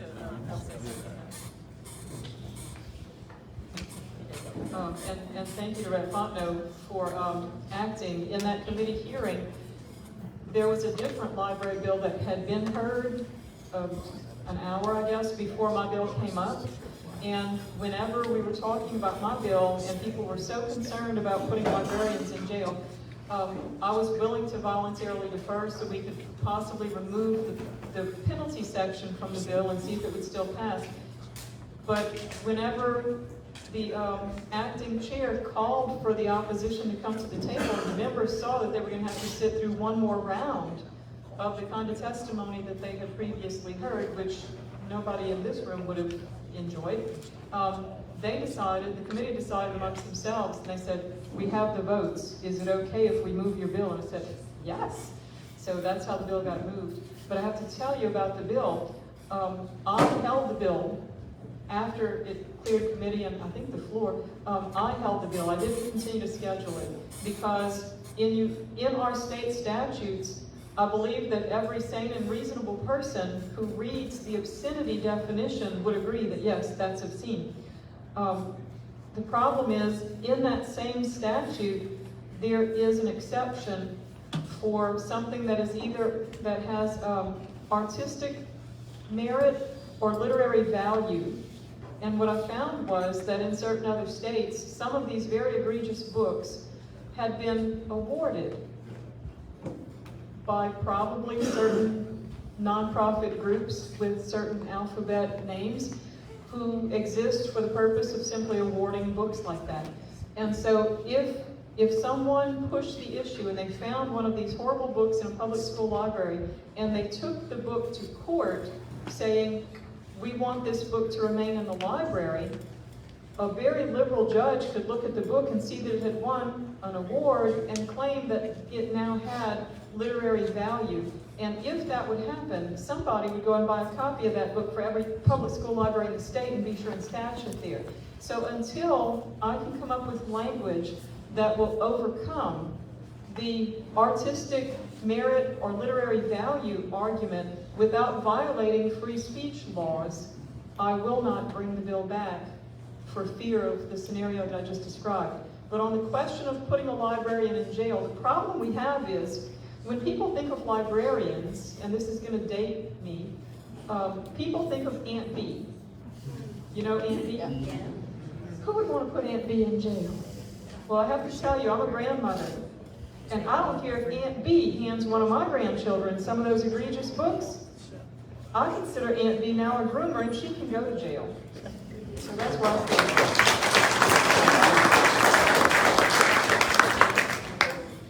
Okay, what can be done for a parish that doesn't have 911 ambulance service? As far as I know, every parish should have a 911 ambulance service.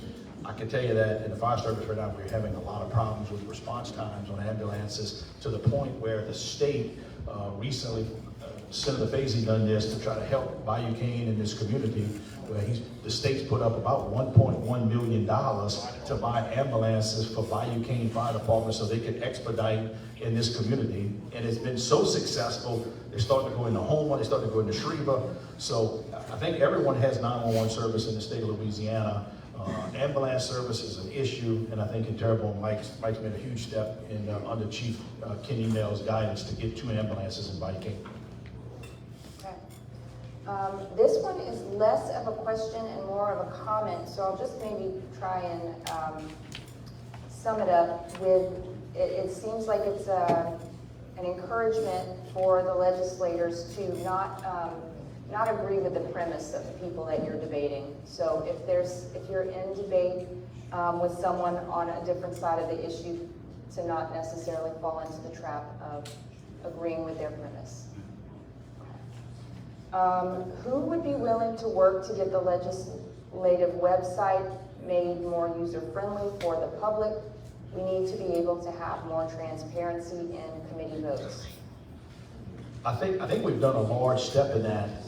Last year, we had some concerns when Miguez was in charge of the Republican Party, and under Miguez's leadership, we created an app. So there's a legislative app now. It's pretty easy to navigate, and it brings you instantly to live footage, so you can see. Obviously, we still run into concerns that people just don't have the ability to reach us. But if you got to go to, legis.la.gov, it is hard to navigate. But the app, the Louisiana House app, is significantly easier to get exactly what you want.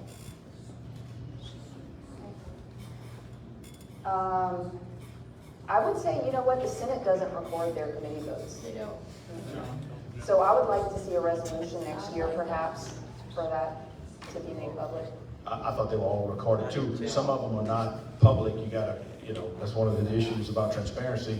You gotta find those votes, but I thought they were all recorded. Not all the Senate votes. They're recorded, they may not be on the website. They're not on the website. Yeah. One of our members and supporters, John Toops, who I believe is here, has brought up some great ideas. Go with that? Yeah, I think Okay. it was right there. Brought up some great ideas about how to make the legislative website more accessible and user-friendly to citizens. And so I think we're going to present that to y'all. I've always been very receptive to try to do that. One point I want to make on this, speaking of the transparency issue and accessibility to what legislators do, I know in the Senate that there is something called the Bagneris rule, which has been explained to me in various ways, none of which has been entirely satisfactory. Perhaps one of the senators here can explain it, but I just want to say this. Is it true? Because if this is true, and I think it is true, it's something that needs to change immediately.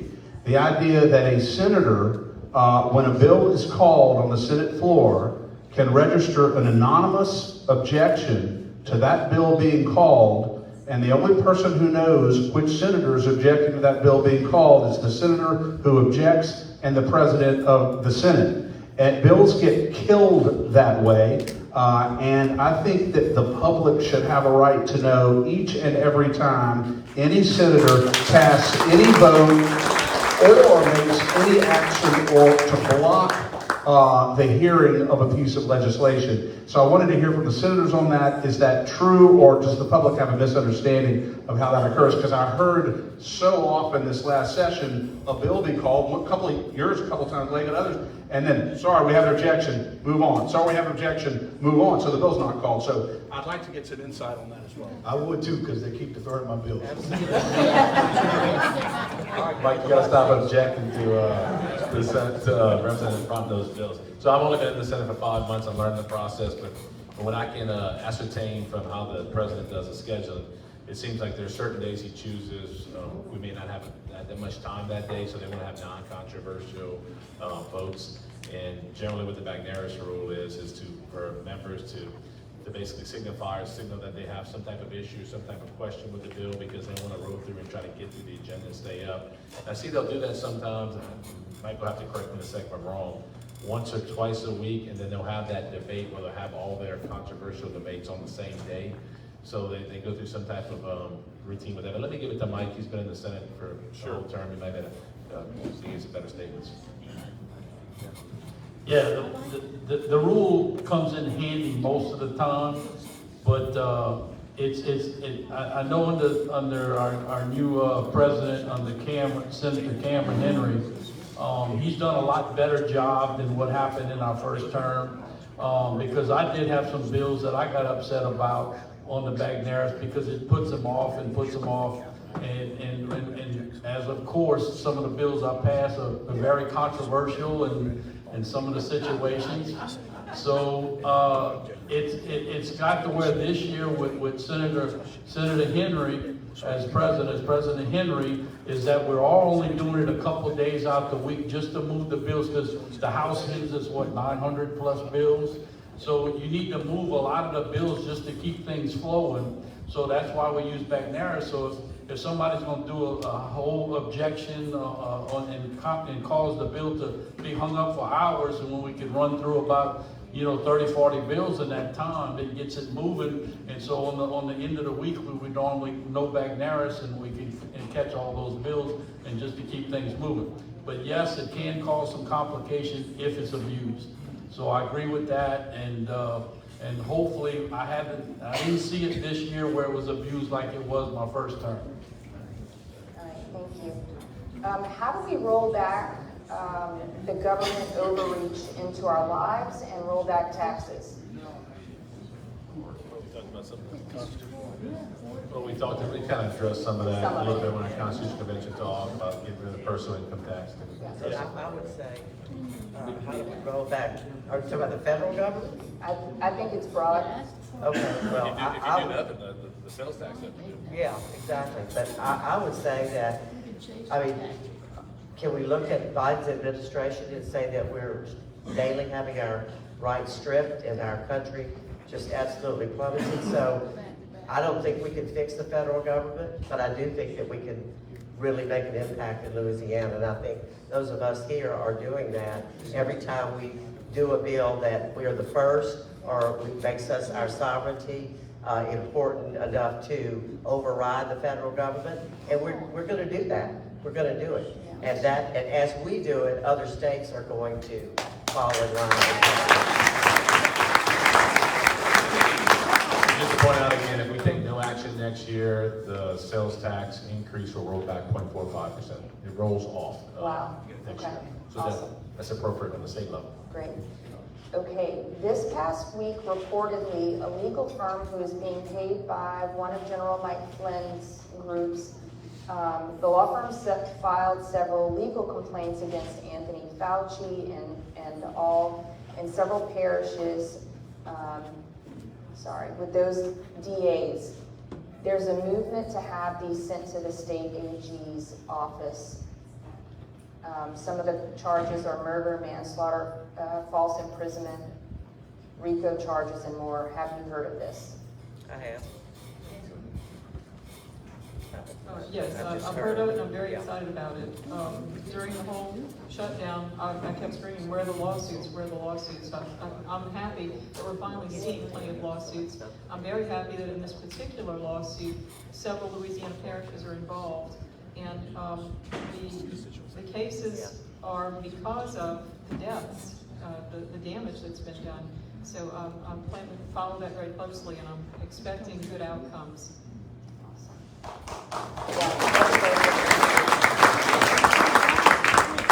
Okay, this question is for Chris. It's more of a request. Speak briefly on the importance of Act 480 that was passed in 2021. I think this is probably a reference to the fact that a recent amendment may have taken Act 480 down in a lot of ways. Yeah, Act 480 from, was it 2021? Sharon Hewitt's bill. Her bill put into place some safeguards regarding how Louisiana's election system, because we're supposed to be getting an entire new election system, how that process occurs, the checks and balance associated with that process, whether or not any proposed new machine-based voting system is subject to independent third-party forensic audit, where they really tear it down hide, hair, and guts and see what the vulnerabilities of that machine are to get people like Alex Haldeman to look at it. That was in 480. Also, 480 required the Attorney General to approve the certification process. It required legislative oversight over the process. Well, an 11th hour amendment in an otherwise innocuous bill this past session, pushed by the Secretary of State, passed in the House I went over to the Senate, passed in the Senate, actually, the original innocuous bill passed in the House, then went to the Senate, and at the 11th hour, 4 pages of amendments that essentially eviscerate the checks and balances and protections regarding how we're going to procure the next voting system was put on there at the 11th hour. I don't even think Senator Miguez, I don't even think Senator Facey, I don't even think they understood what was going on, because Senator Mike Reese stood up there for 30 seconds and falsely, quite frankly, suggested that this is innocuous, and it wasn't. It eviscerated, and Senator Sharon Hewitt, former senator, contacted us and said, are you familiar with what just happened in the Senate? We looked at it very closely and said, this simply is not going to be able to stand. And so once a bill is amended in one chamber, it's got to go back to the other. Senate votes for all these terrible amendments, goes back over to the House, and hundreds and hundreds of emails and communications later, Senator Mike Johnson, it was his original bill, decided that he was going to stuff this into concurrence and kill this horrible these horrible amendments. So that is what, and that is a perfect example of what relentless grassroots citizen advocacy does. And that's what we at LeCag do. That's what we the people do. Moms for Liberty does. And so as of now, we still have reasonable checks and balances in place regarding our next voting system in Louisiana, thank God. And that's what 480 did, and 480 is still intact. Okay, well, we made it through the stack of questions, believe it or not. So thank you all so much for coming. Thank you for participating, for asking great questions. It's been fantastic. Thank you all for your time, for bearing with us, for being such good sports and taking the tough questions with the softballs. We appreciate you, and thank you so much for your service. Please, if you have not, sign up or just plan to make a trip downtown Houma June 30th for Celebrate Freedom. It's going to be a great evening of live music and fun with friends, very patriotic. So thank you all for coming. We'll see you next